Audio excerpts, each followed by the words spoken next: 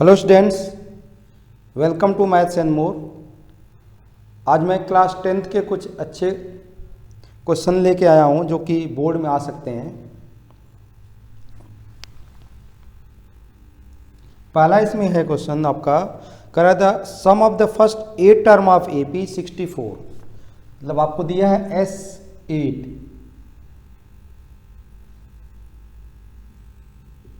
ये दिया है 64 एंड कह रहा है कि दैट ऑफ 20 टर्म इज 400 और फर्स्ट 20 टर्म का सम जो दिया है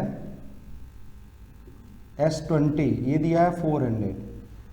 तो आपसे पूछा है find the sum of first 15 term, S15 निकालना है। तो देखो इसमें S8 दिया दे रखा है, S20 दे रखा है और S15 आपसे पूछ रहा है, आपसे पूछा है S15। तो इसमें हम जो मान लो AP दे रखा है तो हम first term A common difference D मान लिए। तो S8 से क्या मिलेगा आपको, S8 जो दिया है इक्वल टू 64। तो ये हो जाएगा 8/2, यहाँ से हो जाएगा 2A प्लस 7D, क्योंकि 8-1 होता है ना, आपका फार्मूला SN का होता है n/2 2A plus n-1 into D। n की जगह यहाँ पे क्या है 8 है, तो 8 में से माइनस करोगे तो ये 7 हो जाएगा। D इक्वल टू आ गया यहाँ पे 64, ये हो गया 4 यहाँ से, तो यहाँ से आ जाएगा 2A plus 7D equal to 64/4। ये 4 नीचे आ गया, यहाँ पे 4 से कट जाएगा ये 16, तो ये आ गया 2A plus 7D equal to 16। ये पहला इक्वेशन बन जाएगा। दूसरा दिया यहाँ पे कि S20 इक्वल टू 400, यहाँ से बन जाएगा ये 20/2 2A plus 19D equal to हो जाएगा ये 400। 2 से कट गया ये 10 से ये इधर जाकर डिवाइड हो जाएगा, तो आ जाएगा 2A plus 19D equal to 400/10। 0 से कट गया तो 40 आ जाएगा। तो यहाँ से आ जाएगा आपका यहाँ पे 2A plus 19D equal to 40। ये दूसरा इक्वेशन बन गया। अब इन दोनों को सॉल्व करके हम क्या निकाल सकते हैं, A और D की वैल्यू निकाल सकते हैं। तो इसमें से 2 में से 1 को माइनस कर देंगे, यहाँ पे 2 में से 1 को माइनस करेंगे तो ये बचेगा 2A plus 19D equal to ये दिया है 40। यहाँ से आ जाएगा आपका यहाँ से 2A plus 7D equal to दिया है 16। माइनस करोगे माइनस माइनस माइनस, ये कट गया। यहाँ से आएगा आपका 12D इक्वल टू यहाँ से माइनस कर लो 24, तो D की वैल्यू यहाँ से 2 आ जाएगी। D की वैल्यू कितनी आ गई, 2 आ गई। 24/12 तो आपका 2 आ जाएगा। अब D की वैल्यू किसी एक इक्वेशन में पुट कर दो, फ्रॉम 1 से हम निकाल सकते हैं।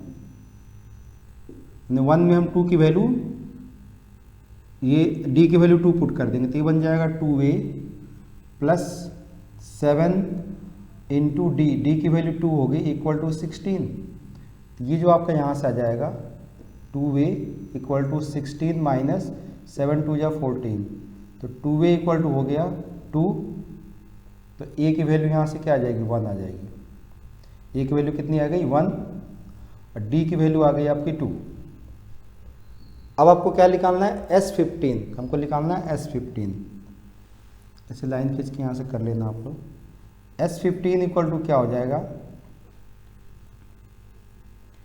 15/2 2A प्लस A की जगह हम पुट कर देंगे, 2 इंटू A होगा, A की वैल्यू 1 है, प्लस n-1 14 हो जाएगा।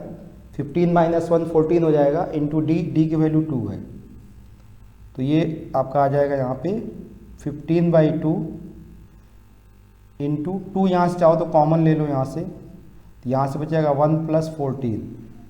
देखो यहाँ से 2 हमने कॉमन ले लिया क्योंकि 2 से 2 कट गया, तो यहाँ बचेगा 15 इंटू यहाँ भी आ जाएगा 15, तो ये आ जाएगा 225।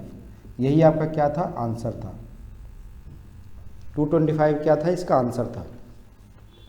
इस क्वेश्चन में एक ट्रिक ये है कि आप ये देखोगे कि सम ऑफ 8 टर्म जो आ रहा है वो 8 का स्क्वायर आ रहा है।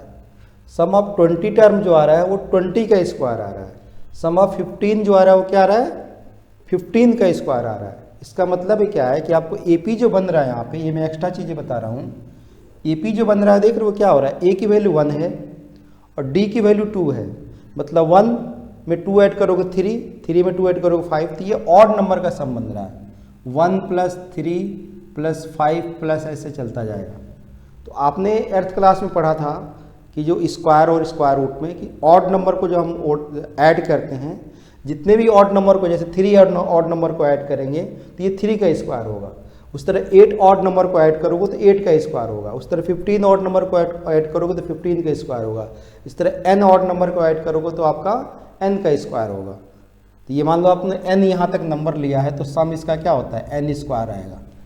ऑड नंबर का सम, n ऑड नंबर आप ऐड करते हो 1, 3, 5 नेचुरल नंबर में इस तरह यहाँ पे तो ये n नंबर ऐड करोगे n तक, तो ये नंबर ऑफ टर्म की बात है। ये n मतलब ये नंबर ऑफ टर्म है, ये नंबर ऑफ टर्म n की बात है, तो ये आपका n स्क्वायर हो जाएगा।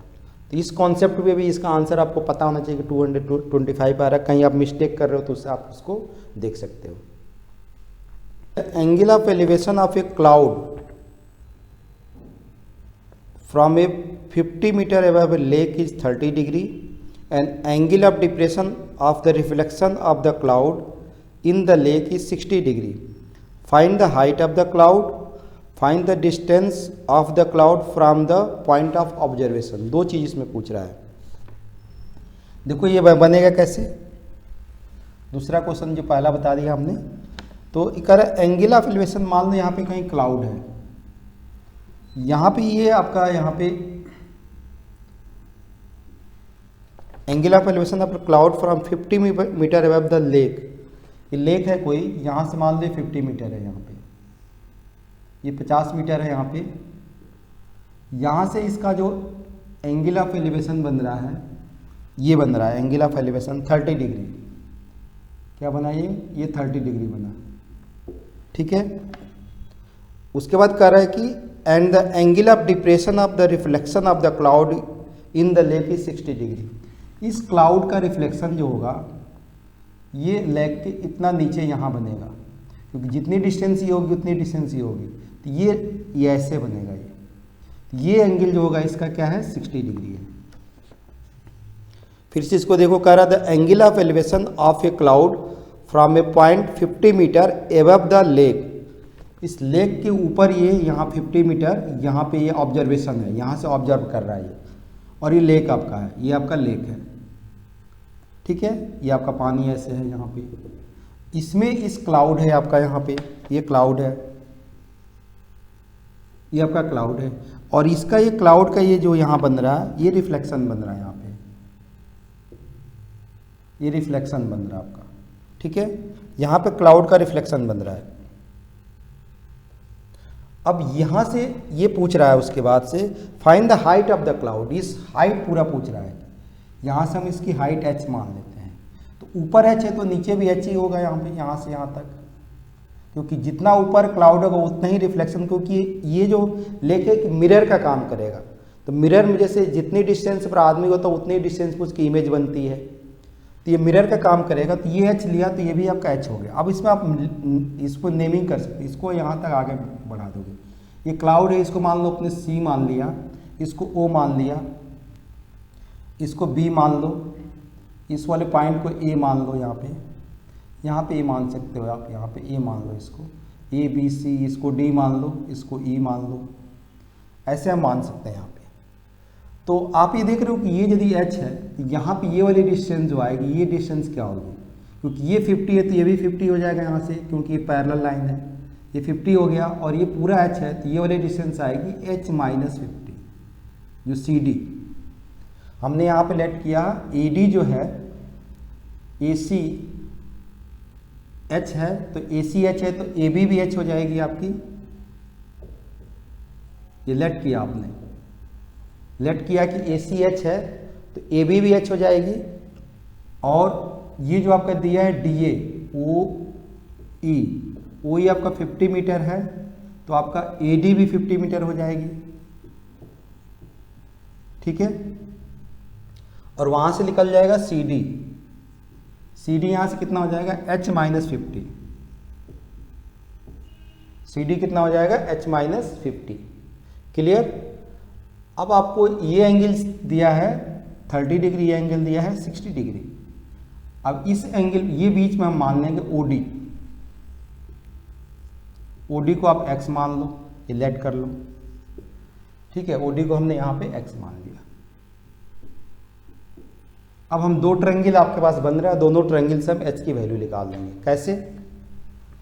ये दिया है ODC in right triangle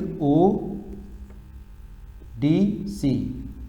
ODC में क्या करेंगे, ये जो आएगा tan 30 लेंगे। क्या लेंगे?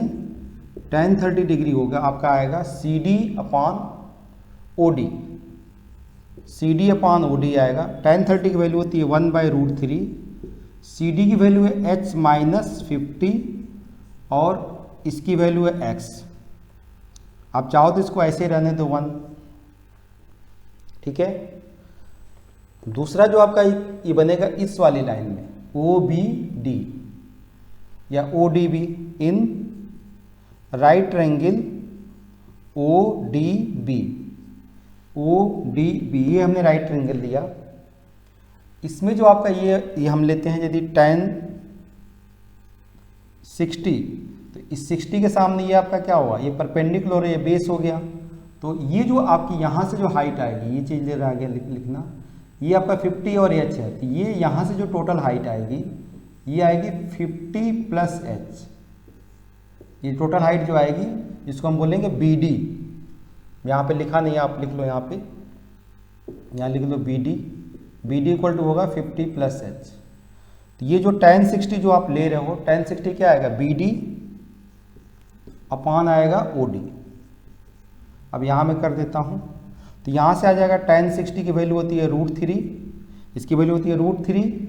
BD की वैल्यू कितने आया, 50 प्लस h अपॉन x, ठीक है। अब यहाँ से हम क्या करेंगे, देखो ये 1 है, ये 2 है।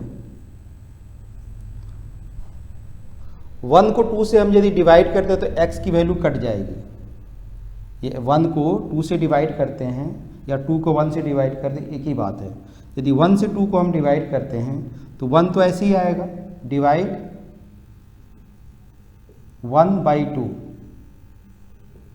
देखो 1 को डिवाइड करोगे तो यही आएगा 1 अपॉन √3। √3 से डिवाइड करोगे तो यह √3 आएगा यहाँ पे, इक्वल टू ये वैल्यू आपकी ऐसे आएगी H-50 अपॉन x। ये डिवाइड करोगे इससे 50 plus h upon x।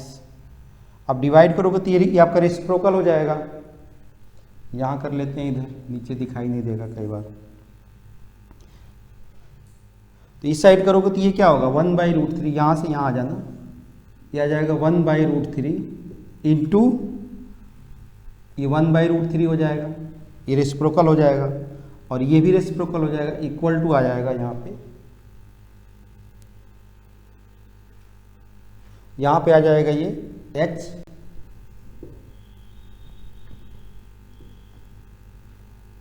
H-50 upon x into x upon 50 plus h। ये आपका आ जाएगा, क्या आ जाएगा 50 प्लस h। यहाँ से x ये कट गया, ये आ जाएगा 1/√3। ये 1/3 आ गया, कितना आ गया 1/√3 इंटू √3 3 हो जाएगा ये। और यहाँ से आएगा H-50 अपॉन आएगा 50 प्लस h। क्रॉस मल्टीप्लाई कर देंगे, इसका इंटू इसमें हो जाएगा, ये हो जाएगा 3h माइनस 150 इक्वल टू इधर आएगा 50 प्लस h आ गया। h इधर आ जाएगा, 3h minus h equal to ये इधर चला जाएगा 50 प्लस 150, इधर से बचेगा 2h इक्वल टू ये 200। तो h की वैल्यू आ जाएगी 200 अपॉन 2 से कट के आ गया है 100, तो h की वैल्यू आ जाएगी 100। ये क्या दिया था आपका मीटर, तो ये वैल्यू आ गई 100 मीटर। तो हाइट ऑफ द क्लाउड ये आपका एक चीज आ गया 100 मीटर। अब ये कह रहा है find the distance of the cloud from the point of observation, मतलब ये चीज़ आपको निकालना है। ओसी की वैल्यू भी पूछ रहा है आपसे, क्या पूछ रहा है, ओसी की वैल्यू भी पूछ रहा है। तो ओसी की वैल्यू निकालने के लिए तो एच की वैल्यू आ रही है 100 और ये 100 माइनस 50, ये वैल्यू 50 आ जाएगी। तो यहाँ से हम ओसी की वैल्यू निकाल सकते हैं, यहाँ निकाल देते हैं, यहीं निकाल देते हैं ओसी की वैल्यू। इन ट्रायंगल ओडीसी में राइट ट्रायंगल यहाँ पूरा लिख सकते हैं हम, इन राइट ट्रायंगल ओडीसी में क्या लेंगे हम, इसके बीच हमको लेना है ना, ये आपका परपेंडिकुलर है हाइपोटेन्यूज, तो साइन ले सकते हैं हम, क्या ले सकते हैं, साइन 30 डिग्री इक्वल टू जो आपका आएगा CD अपॉन ओसी। देखो CD कितना आएगा, H माइनस 50, H कितना 100, तो ये आएगा sine 30 1/2 equal to 100 minus 50 upon OC की वैल्यू आपको निकालनी है, तो यह आ जाएगा 1/2 यहाँ पे आ जाएगा इक्वल टू ये 50 अपॉन ओसी। तो 50 ये आपका क्या हो गया, ओसी की वैल्यू यहाँ से कितनी आ जाएगी, ओसी इक्वल टू हो जाएगा 2 × 50 100 मीटर। तो ओसी की वैल्यू भी आपकी कितनी आ रही है, 100 मीटर ही आ रही है, ठीक है। तो जो इसकी हाइट यहाँ से यहाँ आ रही थी वही वैल्यू यहाँ भी है, क्योंकि पूरा आपका कितना आ रहा था यहाँ से 100 और ये 50 है, तो ये भी 50 हो गया और ये 30 भी इसका ये डबल आ जाता है, तो इसकी वैल्यू भी 100, दोनों का आंसर इसमें 100 मीटर है। डिस्टेंस ऑफ द हाइट, ठीक है, ऑफ द क्लाउड, मतलब क्लाउड की हाइट यहाँ से ये जो आपकी है 100 मीटर है, और ये यहाँ जो ऑब्जर्व कर रहा है क्लाउड, तो ऑब्जर्वेशन भी क्लाउड की यहाँ भी इसकी है 100 मीटर है। मेरे ख्याल से अच्छी तरह क्वेश्चन आप लोगों को समझ में आ गया होगा। आपको अच्छी तरह दोनों क्वेश्चन समझ में आ गया है तो इसको आप लोग लाइक कर सकते हो, कमेंट कर सकते हो, शेयर कर सकते हो, और इसी तरह के हम क्वेश्चन बोर्ड के लिए लेके आते रहेंगे। Okay, all the best, thanks.